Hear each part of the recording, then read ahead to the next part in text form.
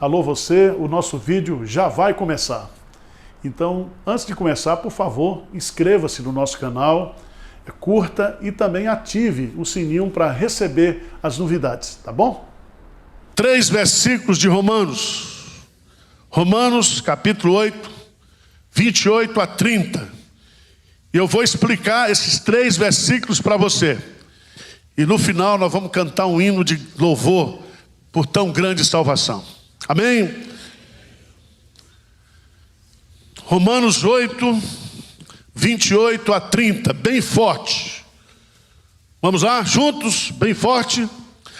Sabemos que todas as coisas cooperam para o bem daqueles que amam a Deus, daqueles que são chamados segundo o seu propósito.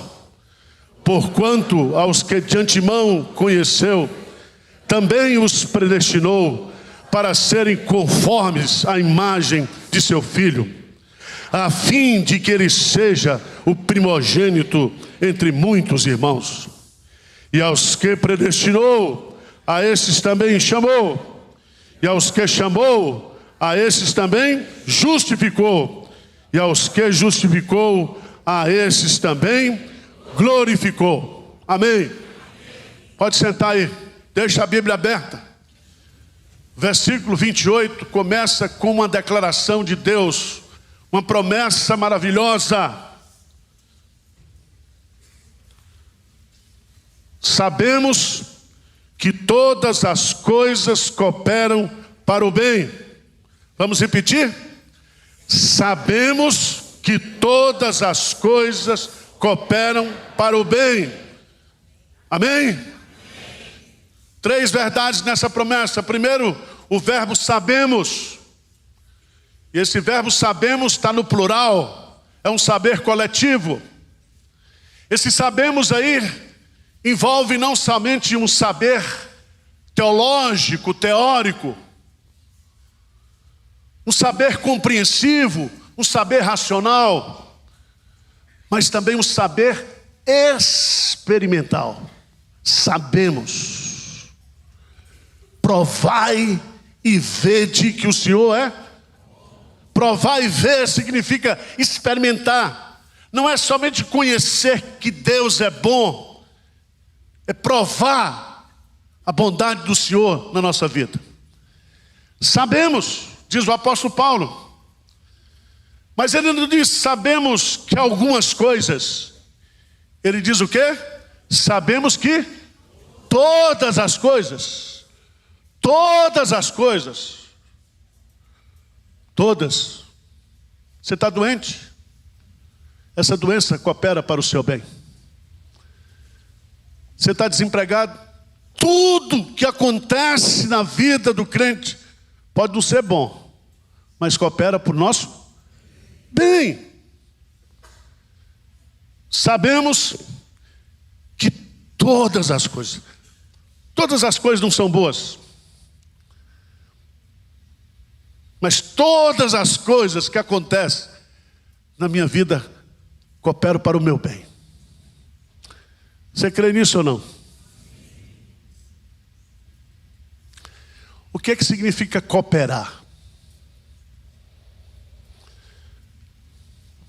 Cooperar significa que o nosso Deus, Ele junta as coisas boas e as coisas ruins. As coisas que você fez em obediência a Deus, as coisas que você fez em desobediência a Deus. As coisas que você planejou, as coisas que você não planejou. Todas as coisas o quê? Cooperam, operam conjuntamente para o bem. Diz amém aí? Amém. Então, agradeça a Deus e diz assim: Senhor, eu quero te agradecer por todas as coisas que estão acontecendo na minha vida hoje. Amém? Diga assim: bendize, ó minha alma, ao Senhor, e não te esqueças de nenhum só dos seus benefícios. Bendize o Senhor de todo o seu coração nesta manhã.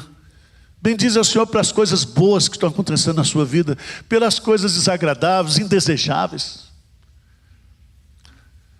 Mas a promessa de Deus é linda, porque diz assim: sabemos que todas as coisas cooperam para o bem. Às vezes a gente acha que não, né? Que isso não vai cooperar para o meu bem. Mas a Bíblia está dizendo que todas as coisas cooperam para o nosso bem. Ou você crê ou você não crê. Mas essa promessa, quem são os beneficiários dessa promessa? Porque diz assim: sabemos que todas as coisas cooperam para o bem. Para o bem de quem? Para o bem de quem? Duas respostas no texto. Qual é a primeira resposta? Aqueles que amam a Deus. O que é ser crente? É amar a Deus sobre todas as coisas? Você não pode dizer que é crente se você não ama a Deus. Você está entendendo o que eu estou dizendo? E quem ama a Deus, ama também ao seu irmão. O verdadeiro crente é aquele que é amado por Deus, e porque Ele nos amou, nós o amamos. E quando nós amamos a Deus, nós sabemos que todas as coisas cooperam para o meu bem. Porque eu amo a Deus. Mas não somente isso. Quem é o segundo beneficiário, ou qual é a característica desse beneficiário? Daqueles que são chamados segundo o quê? O seu propósito.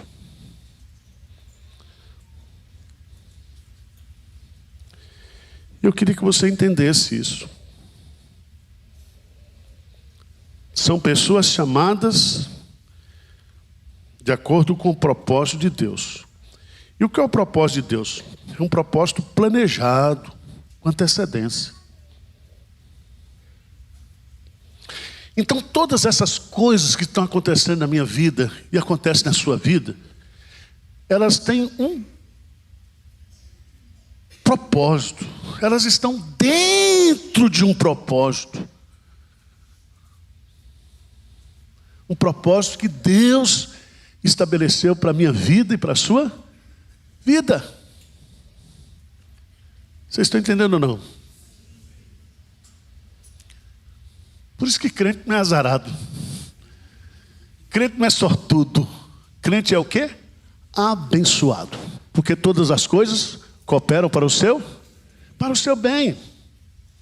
Por isso que eu e você precisamos aprender a viver contente em toda e qualquer situação.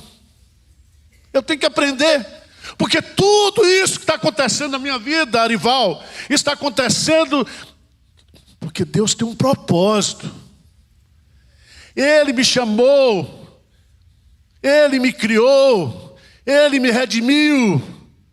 Eu existo, você existe, porque Deus tem um propósito para a sua vida. Amém? Seu gerente acha do banco que o seu propósito de vida é arrumar dinheiro para ele. Ele paga 1%, empresta 15%. Nós somos usados nesse mundo por pessoas. Nós somos odiados pelo mundo, nós somos perseguidos pelo mundo. Nós vivemos coisas difíceis nesse mundo. Mas eu existo e você existe. Porque Deus tem um propósito para a minha vida. Amém? Foi isso que os reformadores descobriram. Foi isso que alavancou a reforma protestante. Se nós descobrirmos o propósito que Deus tem para a minha vida e para a sua vida, isso vai mudar a minha vida. Aliás, um grande psicólogo americano, ele diz que há 2 dias importantes na vida de uma pessoa. Primeiro, o dia que ele nasce. O segundo dia mais importante é quando ele descobre para que ele nasceu. Está vendo, Clarice? Você é única. Você é um exemplar exclusivo. Deus fez você como um vaso de misericórdia. E Ele fez você com um propósito. E ninguém pode impedir que o propósito de Deus se cumpra na sua vida. Então pula, louve, se alegre. Vocês estão entendendo o que eu estou dizendo hoje? Ou não? Isso é reforma protestante. Porque quando eu descubro que Deus tem um propósito para a minha vida, que todas as coisas cooperam para o meu bem, porque eu amo a Deus e porque Ele tem um propósito para a minha vida, isso faz com que a minha vida tenha sentido. Amém? Agora Paulo, ele é generoso com a gente. Ele vai dizer como é que Deus realiza esse propósito.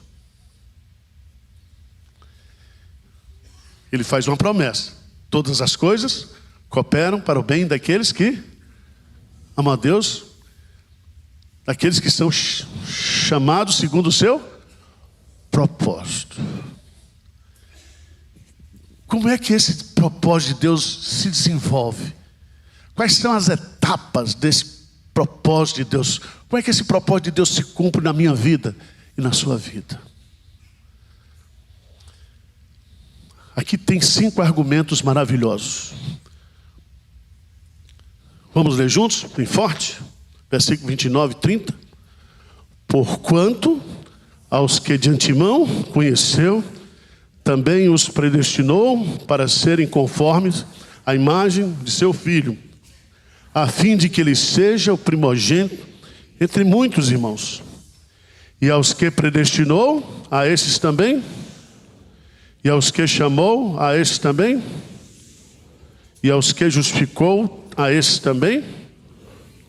Eu quero, antes de entrar nesses 5 elos, que são 5 elos que formam uma corrente.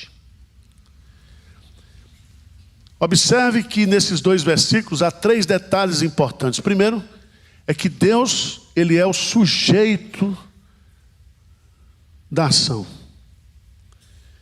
É Deus que nos conheceu, é Deus que nos predestinou, é Deus que nos chamou, é Deus que nos justificou, é Deus que nos glorificou. Só lhe deu glória. Glória somente o quê?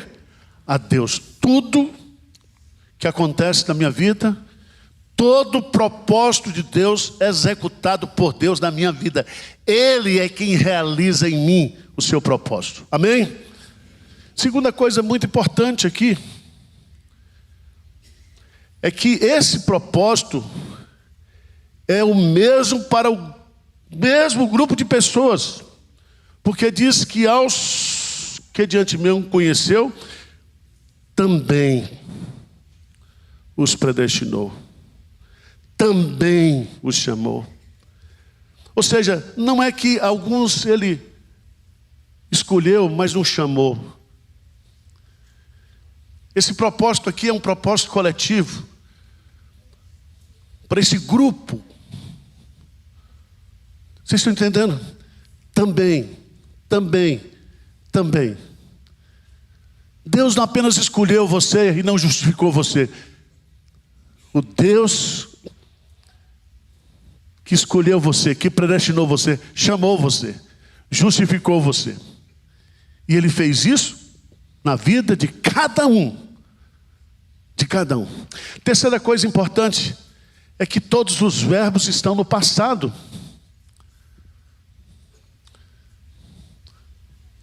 E a minha grande pergunta é: por que estão no passado? E aqui na língua grega existe o verbo auristo no passado, que é um passado que se diz assim na linguagem para a gente entender, um passado que não aconteceu, mas que aconteceu e que já está tudo o quê? Concretizado.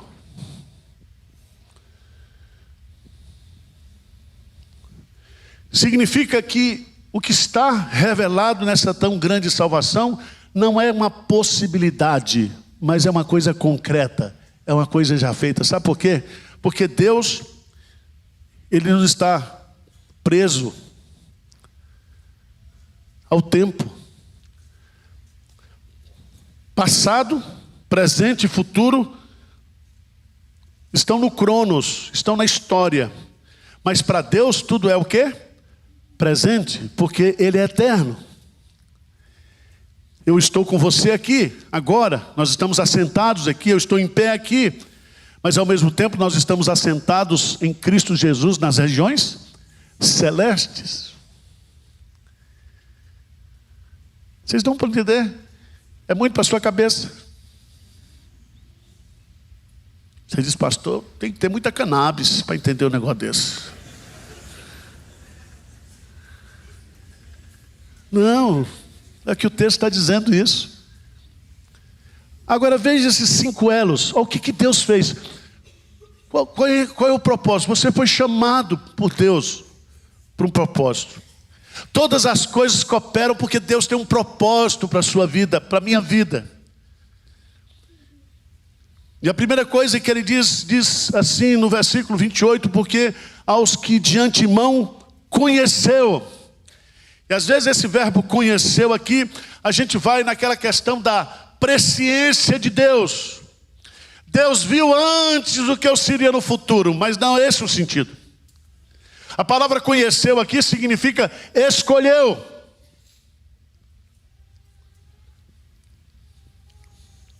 Abra sua Bíblia em Atos 2, versículo 23. Atos 2,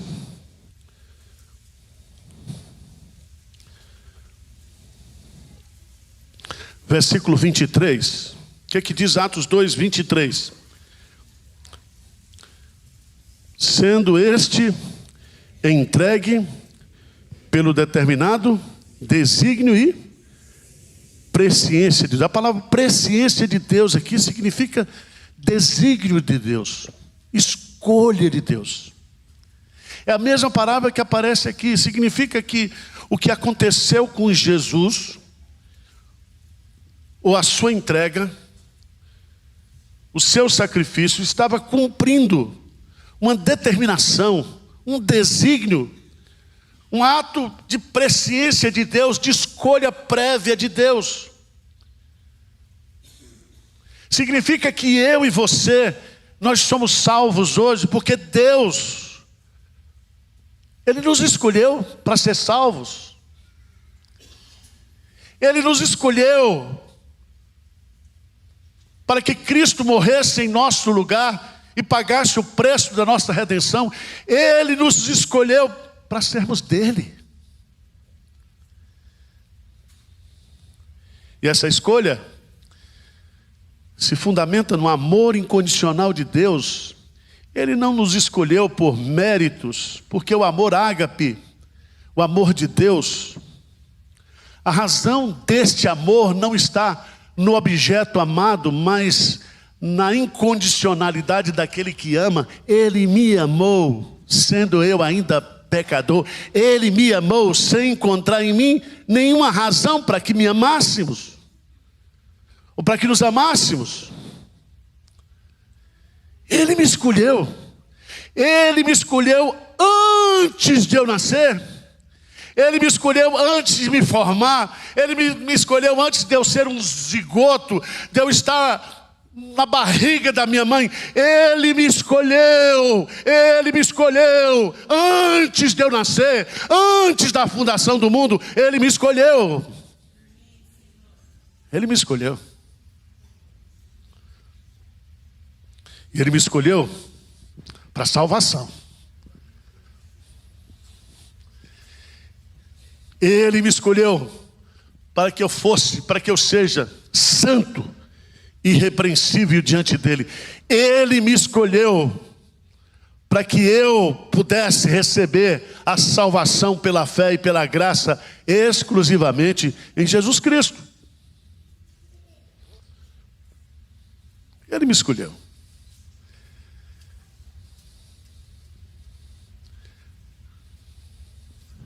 Tudo começa como ele realiza esse projeto. Primeiro, ele me escolheu de antemão. Ele me escolheu previamente, por amor incondicional, antes da fundação do mundo. Ele me escolheu para receber dele a salvação em Cristo Jesus. Mas veja, em Romanos capítulo 8, veja aí, leia comigo o que está no texto. Qual é o segundo elo dessa corrente? Qual é o segundo elo? O que diz aí? Romanos capítulo 8, os que de antemão? Leia aí, irmãos, por favor.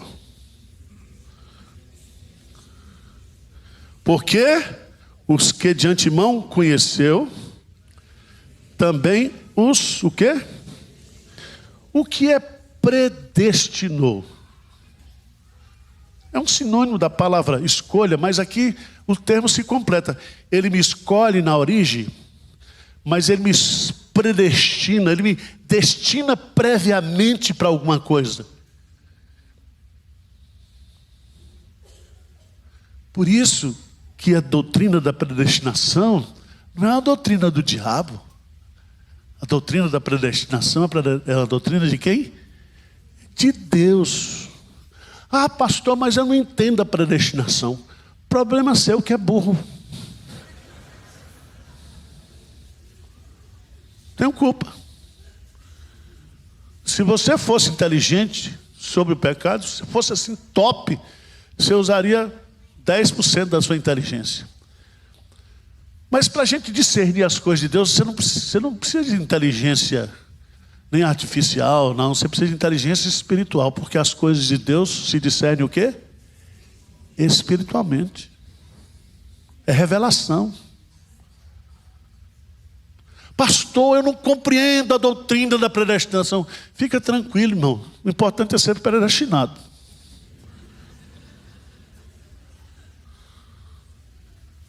Ah, por que Deus predestinou um e não predestinou outros? Procon Celestial, vai lá, entra com um documento, cria uma ONG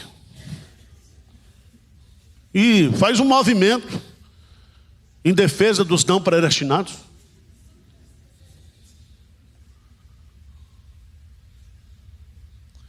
E diz o texto que ele nos predestinou para quê, gente? Para serem conformes à imagem do seu. Veja bem, que nós fomos criados à imagem e à semelhança de Deus. O pecado veio e destruiu essa imagem e essa semelhança de Deus. Agora Deus nos predestina como pecadores para que essa imagem de Deus em nós seja o quê? Reconstruída, restaurada. Significa que nós estamos sendo burilados, conformados. Conformados pega a peça de um artesão, de um vaso, e aquele que é o oleiro, ele tem um projeto na sua mente, e ele pega uma massa de barro, e ele vai burilando, vai transformando, porque ele já tem na sua mente uma imagem predeterminada. Ele está dizendo, eu vou fazer de vocês conforme a imagem de Jesus. Eu vou transformar vocês à semelhança de Jesus. Vocês serão iguais a Jesus. Amém? Iguais no caráter, iguais na santidade. Então preste atenção. Ah, pastor, mas está acontecendo tanta coisa ruim na minha vida. Deus não me ama. Deus... Meu irmão, vai, fica calmo. Tudo isso que está acontecendo na sua vida é porque Deus está trabalhando na sua vida para que você seja conformado à imagem de Jesus. Amém? Você é muito vaidoso. Tem muita gente que gasta dinheiro para ficar botando botox, fazendo plástica. Eu vi essa semana uma mulher que fez 500 plásticas. Eu não sei, 500 plásticas. Falta fazer plástica em que lugar? 500 plásticas. Porque ela está buscando uma imagem, ela está tentando se conformar a uma imagem. O projeto de Deus é que você seja conforme a imagem de... E veja que coisa linda, veja que coisa linda. 2 Coríntios capítulo 3. 2 Coríntios capítulo 3.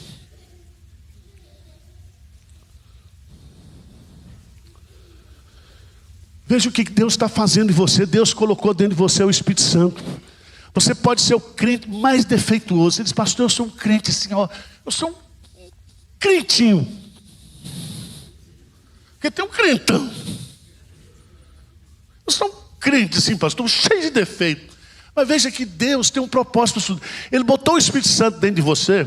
E veja aqui que Coríntios capítulo 3 diz assim, no versículo 17 e 18, ora, o Senhor é o Espírito, e onde está o Espírito do Senhor, ali há o quê? Liberdade.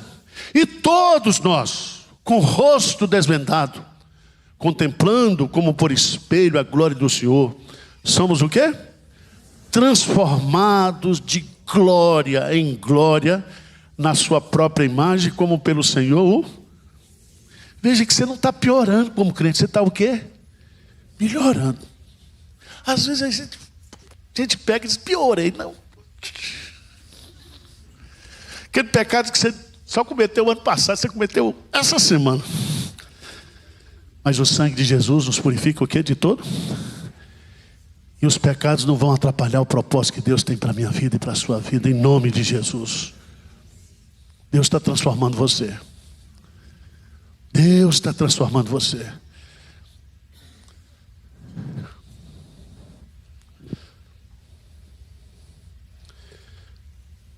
Nós seremos semelhantes a Jesus.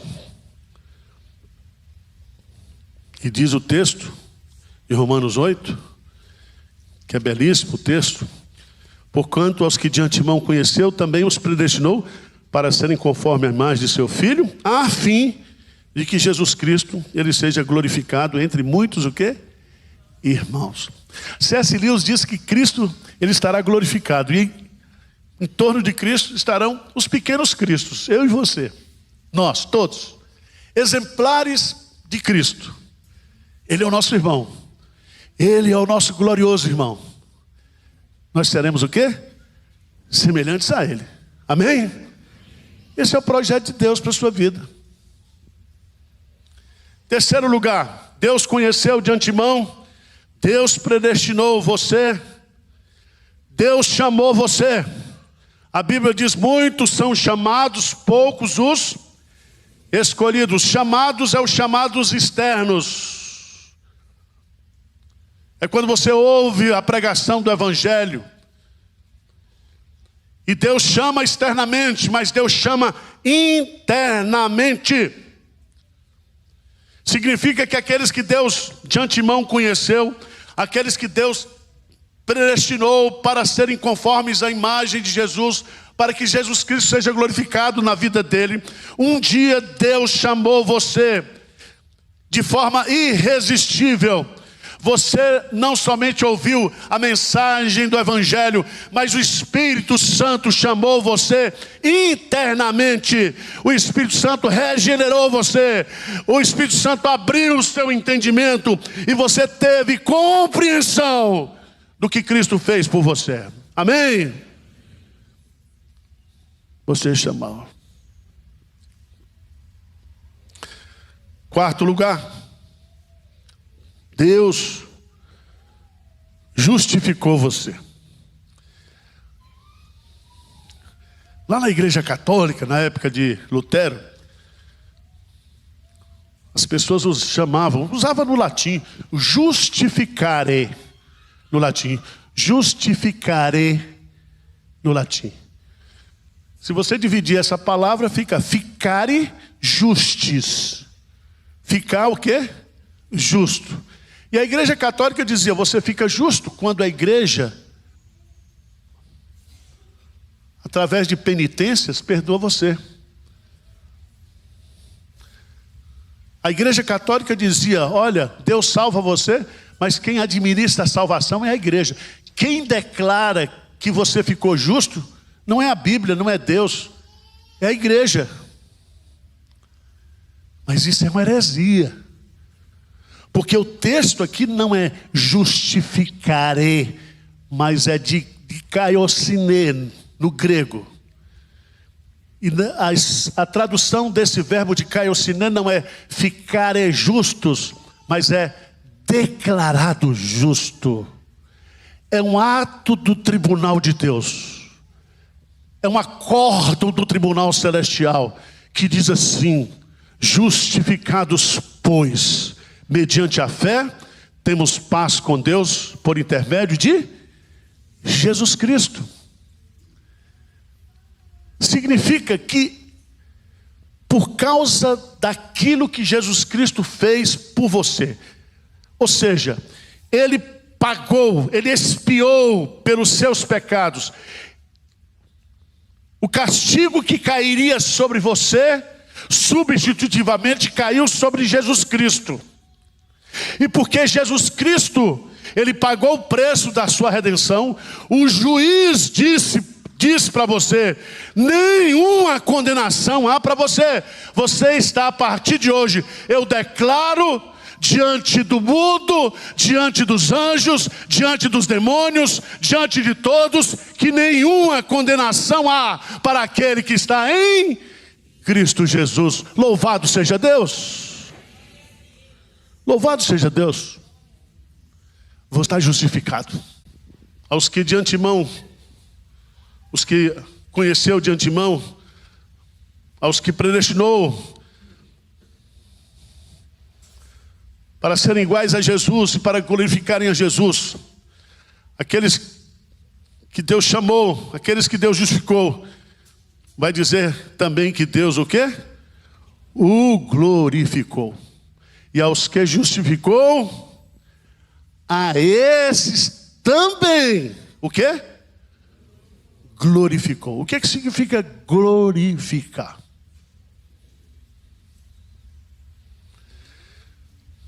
Quando a gente estuda a doutrina da santificação, a santificação ela é uma posição. Eu me torno santo em Cristo Jesus. Eu sou um pecador que fui declarado por Deus justificado. Perdoados estão os seus pecados. Mas a santificação, depois que eu sou justificado, é um processo. Porque eu estou livre da condenação do pecado, mas eu não estou livre da presença do pecado. Eu luto, eu sou tentado, eu sou provado, eu caio, eu levanto, Deus me perdoa. Aquela lenga-lenga do dia a dia do crente.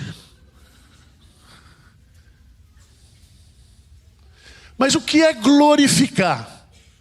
Glorificar vai ser o dia em que Jesus Cristo vai tirar de dentro de você a presença, o que é do pecado, e você vai ser cheio da glória de Cristo. Não vai ter mais presença de pecado. E eu vou olhar aqui para Clarice e vou ver ela assim como um strass, brilhando assim, brilhando. Eu acho que esse negócio de galardão é brilho. Então, aproveita nessa vida para passar caô na sua vida. Porque como é que vai ser esse negócio de galardão? Galardão. Ah, pedra na coroa. A gente vai andar com coroa no céu. Coisa chata, né? Coroa. Galardão, esse brilho. Veja o que diz lá. É 1 João 3:2. 1 João 3:2. Eu quero que você leia bem forte esse versículo. 3:2. Vamos ler juntos? O que diz? Amados, agora somos filhos de Deus e ainda não se manifestou. Sabemos que quando Ele se manifestar, seremos porque haveremos. O que é glorificação? Você vai ser igual ao quê? A Jesus. Você vai ter o corpo de Jesus, o corpo ressuscitado de Jesus. Porque eu e você, nesse corpo, nós não podemos ver Jesus na sua glória. João viu e caiu por terra. Mas quando a gente recebeu o corpo glorificado, quando o pecado sair completamente da minha vida, e eu receber esse corpo ressuscitado, e eu me tornar conforme a imagem de Jesus, eu vou vê-lo como Ele é. Eu verei a Cristo o quê? Face a face. Louvado seja Deus por isso. Você não tem problema, porque o peso da glória é infinitamente maior do que os sofrimentos que a gente passa nessa vida. Amém? E se com Cristo nós sofremos, com Cristo também nós seremos o quê? Glorificados. Louvado seja Deus por isso. E vai ser assim. Eu acho que a gente não vai perder a cor lá no céu. Você acha que a gente vai perder a cor? Você que é pretinho, vai ficar um pretinho brilhante. Você que é japonês, japonesinho, porque ele disse que vai ter lá diante do trono gente de toda tribo, língua e nação. Nós, todo mundo lá. Não haverá mais choro, não haverá mais morte, não haverá mais tristeza, sofrimento nenhum, tristeza nenhuma. E nós estaremos para sempre com o Senhor. Irmãos, quando os reformadores descobriram a doutrina da salvação, quando eu e você nós descobrimos a grandeza da nossa salvação, isso muda a nossa vida. Amém?